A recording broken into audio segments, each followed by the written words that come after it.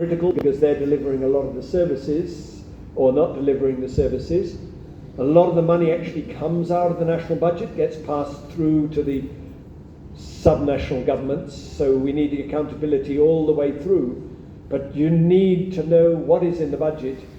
The government does put up the national budget, and it's on a website, and it's quite a lot of detail, but then the PNG budget, once it's passed, it's unlike in some countries, it's just the appropriation, so it's just the ceiling.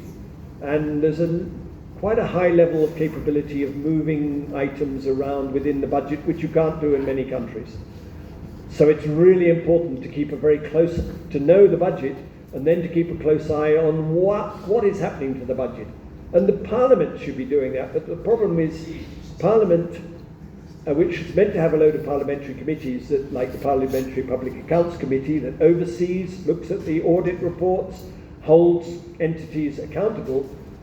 Because they've all become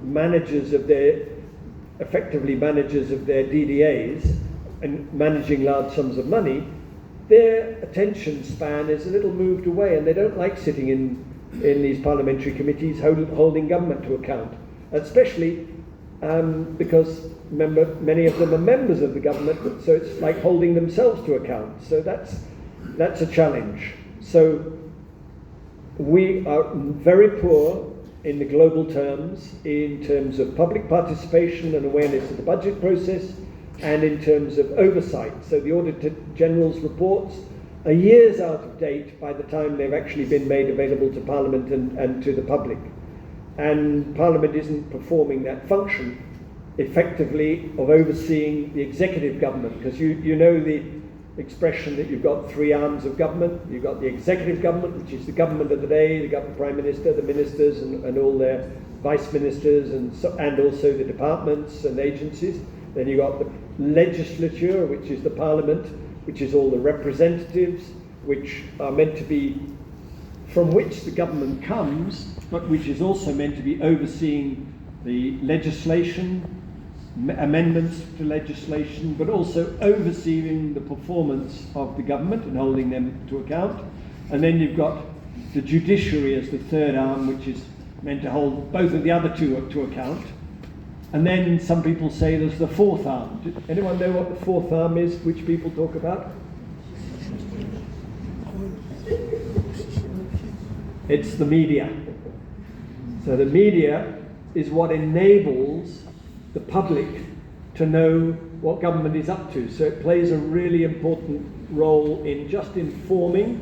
Yeah, you have editorials which give opinions, but you just are trying to inform. Now, of course, you also have social media, and you have all the websites. So government should be and can be putting material out, including through the AITI process and others. Bodies like ourselves, INA, websites, NRI, others can be putting material out. So we all play a part, but the media is part of that fourth arm. But the public needs to be able to play its part in holding the government accountable and ensuring the government does what they want and that reflects the priorities of the people. They need to have engagement, including in the budget, at the national level, but right down to the local school level. And I'll give an example why, a lot of the open budget process started off, and it actually came in Tanzania. They found that 80% of the education budget was not actually getting to the schools. It was being siphoned off in corruption. And their school standards, which had been quite high earlier on, were really getting atrocious. So there was a big campaign by some NGOs in Tanzania called It's Our Money. And they then went out and asked the members of parliament and officials, what's happened with the budget? And some of the officials were very reluctant, but bit by bit they got what the plans are, what was being stated. And then they were going out and saying, okay, you're going to build a health centre, or you're going to build a school facility. Okay, where is it? Oh, it's meant to be a secondary school. Wow. Where is it? There's no sign of it. So they were finding, all kinds of things, or health facility that was meant to have 3 wards, but it only had 1 room. And so bit by bit, there was a big national outcry, and at the end of that, laws were passed. All this budget, right down to each school budget, must be posted up on the notice board of those schools and enable the local community, parents and other members to be able to demand and then demand accountability. And as a result of that, it turned around. So you still had pilferage, but it moved from 80% missing to 80% going to education and only 20%, and bit by bit. But it does require proactive participation at all levels, obviously led by those. And in that program in Tanzania, many of the people who were leading the process were young graduates who had a bit of time on their hands. Some of them were looking for their jobs, but they were wondering why maybe they hadn't got a place in a college, or maybe why their little brother didn't get a place in a school because there was no place in it. So they were asking questions, and they also were engaging more widely and hearing some of the NGOs. So that is critical. We've rolled out, and PNG is very good. We have 5-year plans, medium-term development plans, medium-term transport plans, medium-term. I attended a meeting of all the departmental heads in transport sector, and they were talking about why aren't we getting all of. And we've said, well, of course, you pass your plans, and then when the budget comes, even though it may be in the medium-term development plan and the medium-term transport plan, the money then gets diverted into all kinds of pet projects that powerful politicians say, which may not be national or local priorities, but then the money, and then you end up not having the funds to actually complete something that you've started or to implement. And you see it with health. You see big politicians love big concrete things. So big push for everyone to have a hospital in every district. But hang on, all your health centres and sub-health centres are closed. A hospital only functions if you have people going through the system, and most people are attended at the aid post or the sub-health centre. If you have none of them functioning, or if you design them and you don't have any workers for them, or you haven't got medicines for them, and then everyone ends up in your provincial hospital or your base hospital, it's completely inundated and can't handle the task. A bit like Moresby General Hospital, can't handle. It's meant to be only a referral hospital dealing with people who are referred. Okay, the cancer ward down there are children who are referred from the hospitals around the country, but a lot of people, it's just where people go first because the other facilities are not there. So one needs systems, and yes, every politician wants a university, everyone wants a hospital, and sometimes they're not that well designed either, but we need to have your medium-term policies, your medium-term plans, your provincial plans, your district plans need to be integrated with, because the members of parliament, they may only be in office for 5 years, they push something for one place, they come to the end of their term, and then they lose the election, and they want to keep they go knocking on the provincial governor's door and said, could you please maintain my project? And the governor said, but you never talked to us about your project when you were planning it. We have no budget for it.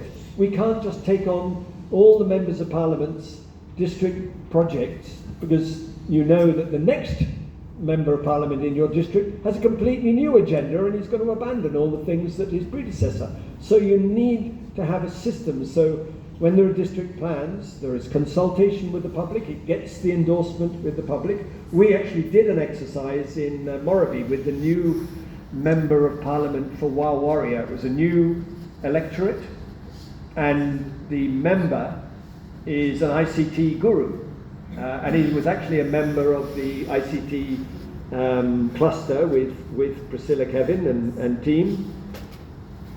And so he asked us, can you come along and help us with CIMC to do a district forum? So we put this district forum in we brought in national departments, private sector players, to brief people, including ICAC, to brief people on governance things, on agriculture things, on cocoa board, coffee board, to talk to them about national and provincial things, but to listen. And we had the council presidents and the member of parliament, ICT person. He was on typing away the whole time, and he was in the response sessions. We were having responses, and he was already having it all on the screen, his responses, writing up what they were saying they wanted, and then writing and taking it on board. So the next stage is, of course, to do the follow-up.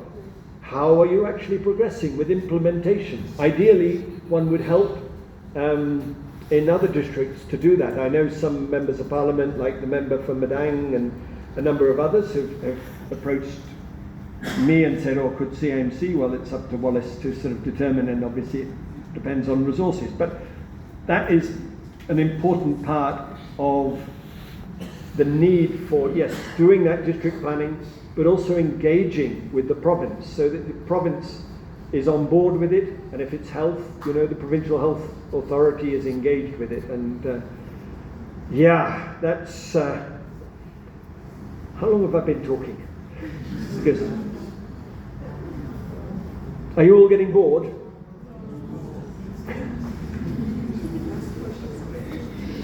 Do you want?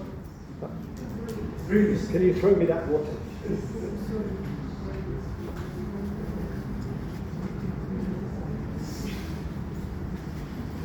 So I don't know if you've heard of, a number of years ago, we in the INA, we conducted a forum in Milne Bay, and we brought together a lot of the nation's most experienced policy leaders. None of them were in Parliament, but it did include some ex-Prime Ministers like late Sir Makeri Marata, late Sir Ravi Namalu, a former member for WABEG, Sam Abal, and a load of departmental heads and others. But we also brought in some younger people.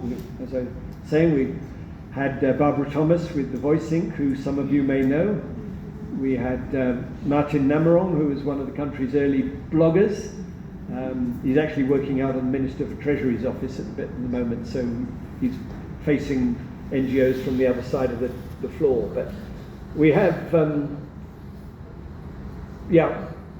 we looked at what the challenges and the progress after 40 years of independence were, and it was felt, look, the economic performance of PNG has not gone nearly as well as the founding fathers and mothers would have liked.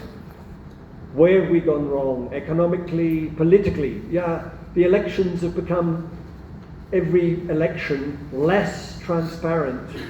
And in the last election, the review of the election basically said, well, look, a summary that was done from the ANU election assessment said, look, the New Guinea Islands, especially Bougainville, but the NGI, largely was compliant with the laws of the elections, and Central Province was as well.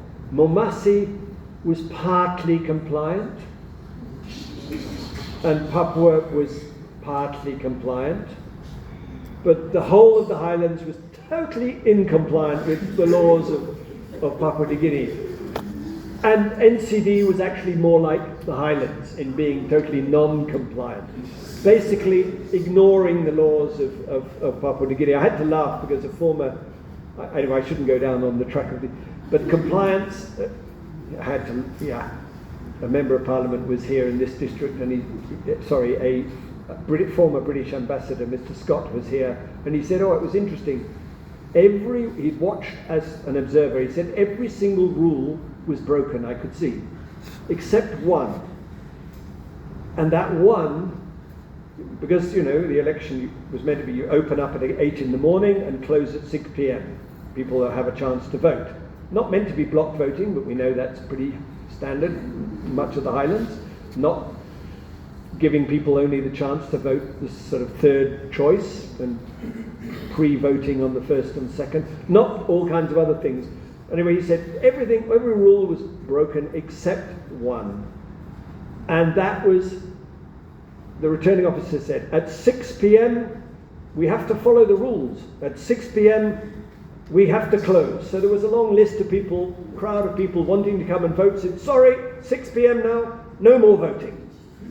Well, they were meant to have opened 8 in the morning, but they actually only opened at about 4 in the afternoon. So everyone was expected to vote in that short period of time, and of course they hadn't gone through. So the whole purpose of an election is you have free and fair opportunities for every man and woman who's over the age of 18 to be able to vote. That is their constitutional right.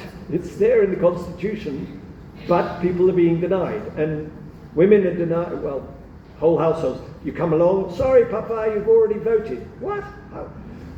Or women in Chimbu, they thought they'd really get there early and organise things, but they all got chased off by these young boys and said, and they moved out. So that is undermining. And then we know that there's the buying of votes, and some people, why did you put this person in who you know has no track record of good governance or accountability, and yet you want him to be your representative and managing your DDA fund and what all the rest of it? Isn't there something, why were you just doing that just for a quick reward or a big meal or whatever during the election process, and yet you have to live with the consequences for the next 5 years? So anyway, but when we were doing the 40-year review, we were, and in Moresby, I should add, no, I won't, because otherwise it will take too long. But we, when we did that review, it felt, look, economic performance poor, political performance, we've gone backwards from the freedom to vote. We've moved, and on social performance, we've not performed with the nutrition, yes, we've got a lot of extra schools, we've got a lot of extra colleges, we've got a lot of extra, we've got globally, the Republic of Guinea engineers, ICT experts, pilots, all kinds of people at an international level, chief pilots of Emirates Airlines and other airlines who were born and brought up in Hagen, people are able to achieve anything. I brought 2 musicians at the end of December, and they just said, from classical musicians over from England, a violinist and a pianist, and they gave a load of classes in the morning, and they just said, the natural talent was there. They said, actually, they were a lot more naturally talented in our view than the crowd of young English kids that we had in front, but they weren't having access to the sort of support and the tuition that the kids back in England were able to have. But what was felt in that 40-year review with all these leaders then was governance was the weakness. That we have all these constitutions and the laws. We spend a lot of time preparing the laws. Whenever we have a problem, we said, we should have a new law. Why don't we have a law? Yeah, but you've actually already got all these laws and you're not actually applying them, so what's the point of a new law? So it was basically said, let's actually say that we become committed to the rule of law on small things and big things. Even if the law is a little bit silly, then you go and get that law amended. But you don't just say, I like this one, I don't like that one, and we'll just sort of, otherwise you undermine the whole system. So 10 years on, the government established last year a committee, and I don't know if you've heard of it. It was called the Reset at 50. You heard of it? Yes. So it was chaired by the former Deputy Prime Minister, who actually used to work here in Southern Highlands because he used to manage that hotel out of Mendy for a while. He was the financial controller. Anyway, it was Charles Abel. He was chairing the committee, and it brought in a range of people from different backgrounds to be members of the committee. Wallace Yakam with me, she was a member of the committee, and he'd asked us to provide technical people, so we provided Crystal Kawa, the ICT person, Michael Kabuni, who's a very capable political scientist, and Mary Bonney, who a lawyer and social and environmental activist. They were part of the team, and they reviewed, and NRI was actively participating, and they reviewed, again, performance. And they said, yeah, there were successes in our history, But again, really disappointing, and we have slipped behind our peer countries with similar resources and similar opportunities, and they've economically performed and with social indicators performed a lot better than PNG. Why? And again, very much that review came up with a number of issues, including representation, failures of the electoral system. They looked at roles and responsibilities. Why is government trying to do what the private sector does better and then not doing well? And why are we giving all kinds of exemptions to some things so we don't actually collect all the revenue from some things? And looking at all kinds of other reform issues, including women's participation in public offices and so on, including in political office. But it looked at a wide range of areas that needed reforms. It avoided some things because it thought that they might be just too politically hot, because whenever we hold CINC forums, the community members all say get rid of the DSIP and have accountable mechanisms again. But each time that goes up to government, of course, the members of parliament don't like that, because that's what the open members, feel they need, so for one reason or another. But yes, that reset at 50, we've been holding these forums, and Charles Abel has been highlighting some of the issues and then getting feedback. And a lot of the feedback relates to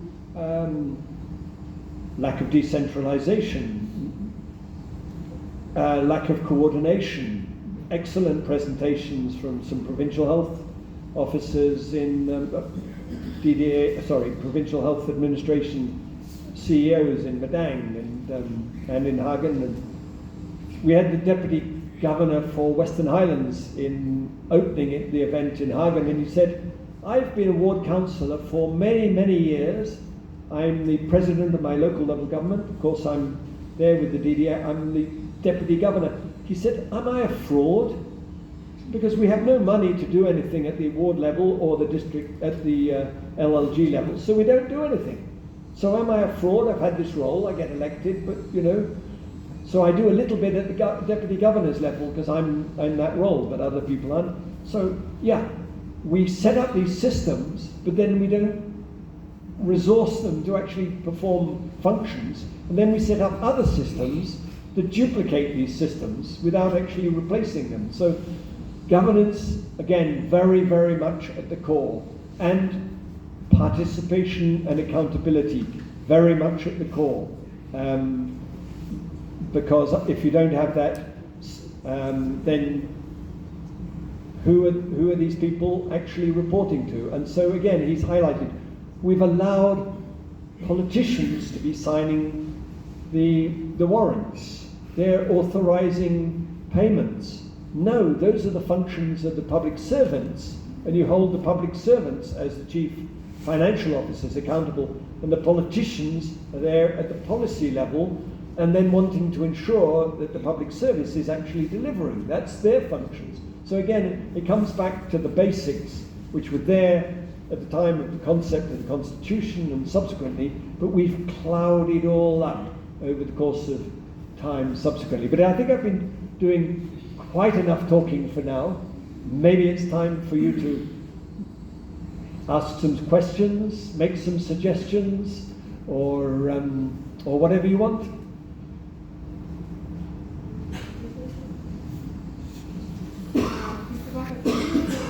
Explain a little bit about the grey listing. Oh, sorry, I was going to come to that, and then it just slipped my mind because we're talking about, okay, what's the grey listing? Very much it is part of